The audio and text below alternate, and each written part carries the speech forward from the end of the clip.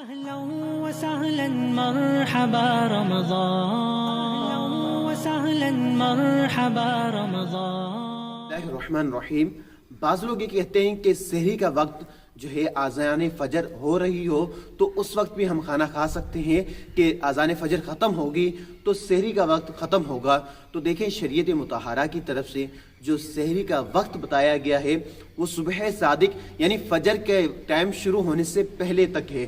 جیسے ہی فجر کا ٹائم شروع ہوگا تو سحری کا وقت ختم ہو جائے گا۔ جو یہ کہتے ہیں کہ آذان فجر ہو بھی رہی ہو تو کھانا پینا کر سکتے ہیں، یہ بات بالکل غلط ہے کہ ایسا نہیں ہے۔ شریعت مطہرہ نے جو ہمیں حکم دیا ہے وہ فجر کی آذان سے پہلے کا ہے کہ فجر کی آذان کا جیسے ہی وقت شروع ہوگا تو ہمیں کھانے پینے سے شریعت مطہرہ نے منع کیا ہے کہ ہم اس وقت کھا پی نہیں سکتے۔